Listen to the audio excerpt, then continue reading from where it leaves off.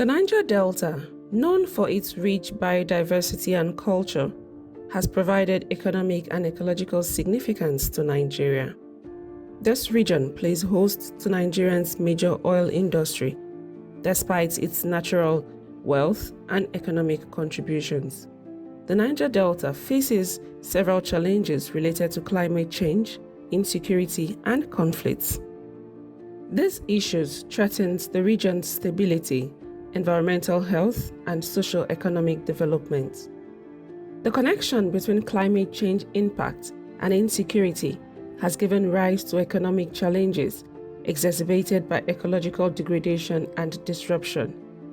The Niger Delta is one of the world's most vulnerable regions to climate change impacts. The increasing loss of agricultural land due to coastal erosion and sea encroachment is a severe livelihood concern. Critical elements including heightened poverty, unemployment, massive oil pollution, and criminality. Communities rely on fishing and farming for survival. Seeing the distortion in these occupations resulting from climate change and existential threats of depleting land resources, community dwellers are left with difficult choices of resettling as part of a coping strategy. In the context of climate justice and raising voices in crafting solutions, several frontline environmentalists and community activists have profiled real solutions to defending lands and water bodies from mindless extractivism and pollution. Many environmentalists explain that the Niger Delta has faced several climate change issues. The Niger Delta, as we all know it, experts have already said a lot about the Niger Delta. Basically, it's a region that is rich in biodiversity. Like the rich life of the Niger Delta is something that everybody knows about, but suddenly or recently it's disappearing and it's dying slowly due to some activities that are anthropogenic and some are natural. Basically, the human factor that destroys the ecosystem in Niger Delta happens to be more than the other things that destroy the ecosystem. So the Niger Delta, like we all know it, like I know it, is rich in biodiversity, and it's also losing that biodiversity really fast. It's like one of the last biodiversity areas in the country, as we already know that the north is drying up because of desertification. Losing the south will also be bad for us because we have the sea level rise from the Lagos area. So losing the Niger Delta will be heavily detrimental to all of us in the country. The impact of the erosion currently that is stealing their land away is depriving them not only of their natural area of residence, which also attaches a lot of cultural and traditional affiliation. It is also making them to lose their source of livelihood, and it is creating, and these two factors particularly come with other multiple consequences. And which leads technically to increase in vulnerability and poverty of these people, because once you lose your source of livelihood and you do not have an alternative, that fits into that source of livelihood, or that replicates that source of livelihood, or that sustains you for the basic needs of life. Once you lose, also together with that, you also lose your land where you have cultural and traditional attachments. Once it gives you a sense of low self-esteem, and people become forced to vacate those kinds of communities, because at some point this erosion makes those communities unlivable. And you are forced, survival instinct forces you to move to a place where you could find some relative peace for survival. And that peace is just that you want a place where you can also, not just to live, but a place where you can also manage some other acts of survival. And that shift, unfortunately, that's why I said that in the long run, this kind of what we see as this dislocation can become a tragedy if not properly taken care of. We have to be conscious of our connections with the environment, because we are part of that environment. wherever we are connected and wherever we are located, we have to receive the impulses, the messages of the environment, because the environment is always speaking to us. Humans have forgotten or lost the capacity to hear the many messages that we have around us. Every living being has to communicate, and they always try to speak to us, because our lack of hearing or lack of attention to what is going on around us, to what the other beings we live with are telling us, also allows humans the liberty of being irresponsible for the kind of things that we do. And so wherever I'm located in an environment, in Niger Delta or anywhere else, first thing is that I'm conscious that I must hear the impulses, the signals that are coming from other beings all around me. And that way I'm able to respond in a way that is sensitive, a way that is respectful, and a way that is built on gratitude to all the help that we get all the time. We are never alone, and we can't live alone. The abuses that these communities are faced today, the people are just existing. Our ancient man, the ancient guy here who left us, said that the fishes they eat, there's oil on their stomach, and you say adapt. What am I saying? Let's not romanticize this. Let's not romanticize. My worry is that when you people say what the communities can do, what the communities know, whether you present it or you don't present it, the communities will adapt. They will try and mitigate because they have no choice. We, as those who go there, should allow them to do what they can do, but to realize in actual sense that they are not, they have no choices. Where are the choices we are presenting to them? Where is it? Where? What knowledge? What knowledge are we talking about? Knowledge that we have already destroyed? Destroyed by destroying the environment?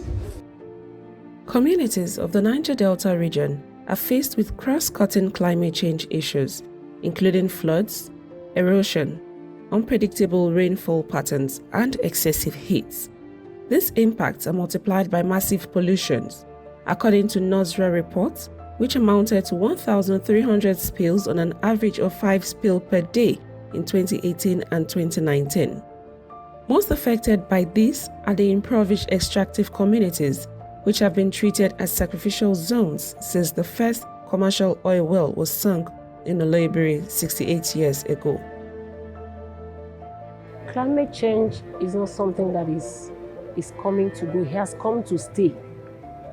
And it has really affected us in Igbo community. We have a whole lot of challenges, just few to mention.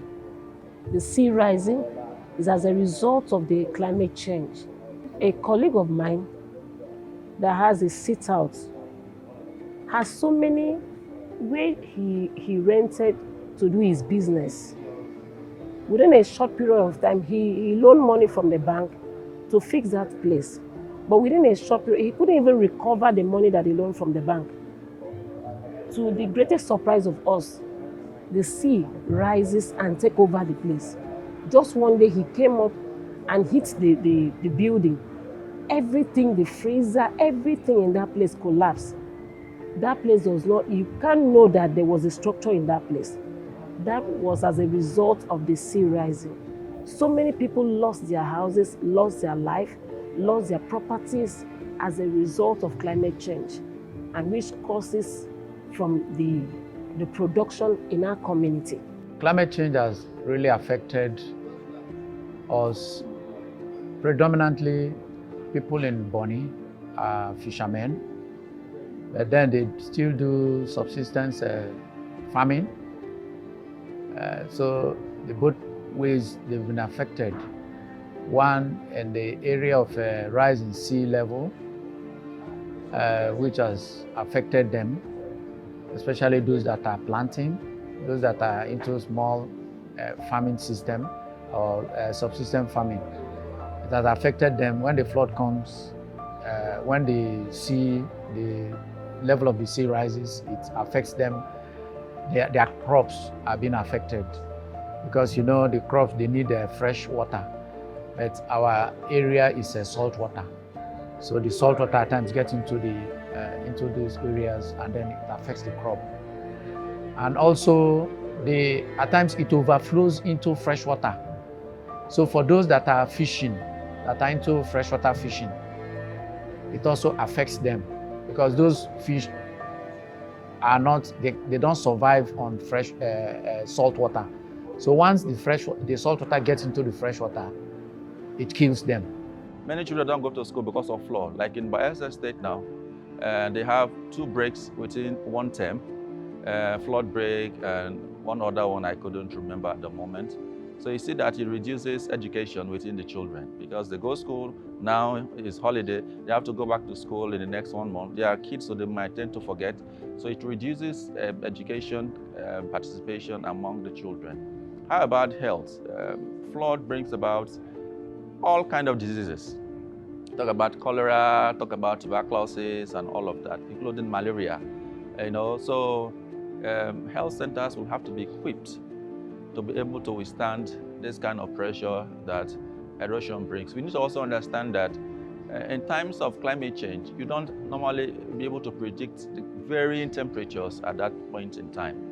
And we that come from a place that also have endangered species, it is difficult to adapt, because when we are doing sea turtle conservation, we're doing dolphins conservation, these things, yes, it is endangered, but they have to survive, so they tend to look at them to poach those things. And where you go, they say, hey, don't kill it. It means that they will fight back at you. We made findings, findings that were specific to each of the communities, Niger Delta communities we visited in different Niger Delta states, River State, Delta State, Akwa Ibom, Cross River, and Bayelsa State. So we made several findings that showed that there was an indirect link between climate change and conflict in these communities. Different examples were given. This year, we decided to go back and see if there are new dimensions to the findings that were made in the last research carried out in 2022. And we found out a lot. For instance, I personally, myself and my colleagues, we visited Akassa clan in Brass local government area in Bayelsa State. We visited Congo community. And in that particular community, we were told stories of neighboring communities in the same clan, because Akassa has different communities. It's a clan. As we speak, Sangana community in Brass LGA, it's gone. In fact, it's deserted because the sea has encroached. There was sea rise and massive sea wave. The sea broke through their defenses. It broke through the embankment and engulfed the community, and the community persons have left. People in Congo are saying they don't even know the whereabouts of these people, which I think is very dangerous, because not knowing their whereabouts means you don't know how they're surviving. What have they been involved in? What have they been involved in? Nobody knows their whereabouts. Now, in Boni, there's a community called Finitasingi. In the last research, we were informed that they have moved 3 times from their original location. Where we met them was their 3rd, place of settlement, and they informed us that they're likely to move. When we went the 2nd time, we were told that they've moved again because the sea keeps encroaching. Experts and stakeholders continue to raise awareness about the interconnectedness of climate change and conflicts, emphasizing the urgent need for collective action for mitigating the adverse effects of climate change on communities' security. The impacts of climate change in most coastal states in the Niger Delta over the years have been severe, especially on the quality and availability of freshwater, agriculture, and population, with significant negative impacts on the aquatic organisms. So the coastal communities are hence predisposed to food insecurity, health challenges, and loss of means of livelihood, all of which contribute to mass migration and general insecurity. There will be no future in the Niger Delta until we change our current trajectory. So if we continue to do things the way we're doing things, we'll never get a brighter future, because we cannot continue doing the same thing and expecting a different result. So if we want something to change in the Niger Delta, we need to change our models. And that is one of the key fundamental issues that COSET, Coalition for Socio-Ecological Transformation, is raising. You cannot continue doing the same thing that has brought us to this point. Change the way we consume, change the way we get raw materials. It's going to be very difficult for us to have any significant or sustainable change if the government doesn't get involved, if community people are left on their own. If these issues, we don't push them to the right institutions and authorities. For instance, this thing is happening in Sangana as I speak to you. It's not making the headlines. And we are wondering why. How is it not making, how is a community completely eroded and yet it's not making the headlines? If these issues are not spoken about, are not reported, and stakeholders sit together, find these community people that are currently displaced, bring them to the table, and we talk about strategies, talk about what can be done, talk about resettling them, I don't think we would have a lot in our hands to deal with as a people. This kind of erosion, you know what it does not just displace you, it makes you to lose property, because when you are displaced, you have lost your home, you have lost your property, you have lost even your economic assets, because some of these people have their farmlands that have been lost and they cannot reclaim. They have lost their animals and livestock that they cannot be reclaimed. They have even lost some other property, you know, that are either connected to their economy or connected to their culture. Some people are even losing places where they have buried loved ones, which serves as a very, you know, emotional and calming memory to them. So all of these things, by the time you lose them, the implication is not just economic, that you lose your sources of employment, your sources of livelihood. Your children also lose a source of employment, because sometimes it is not just the farmlands that are there, there are also associated services and workplaces that are also in these environments. So everything is lost. You lost livelihood, you lost employment, you lost your sense of belonging, you lost your self-esteem, and in the overall sense, even some women, sometimes we leave women and the youth and children particularly much more devastated, because in escaping, the men, it is easier for the men and the young boys to move farther away into some cities, into some newer locations than the women can relocate. And so you leave the women stuck at some more vulnerable location and with a lot of incidentals. Climate change is a global crisis with severe impacts at national and subnational levels. The effects on livelihoods, environmental degradation, displacement of people, desecration of cultural heritage, and outright loss of traditional communities occur with high frequency. In the Niger Delta alone, an estimated 1 meter sea rise can engulf 18,000 square kilometers of Nigeria's coastal zone, or about 26% of the Niger Delta region. The global transition towards renewable energy will radically reduce international dependence for hydrocarbon fossil fuels such as coal, oil, and natural gas. Petroleum civilization is winding down. The handwriting is boldly written on the wall. The climate crisis has been caused by the extraction and burning of fossil fuels, with emissions from this source taking on carbon budgets and wrapping the earth with a thick blanket of greenhouse gases, resulting in the hottest temperature in recorded history. Unless Nigeria takes steps to wean herself from the dependence on fossil fuels, the global shift will meet her unprepared with dire economic consequences. It will also continue to expose the Niger Delta region to pollution, biodiversity degradation, loss of livelihoods, and severe health challenges. This is the time to prepare for post-extractive economy. Time is running out. Inaction will have the region washed away.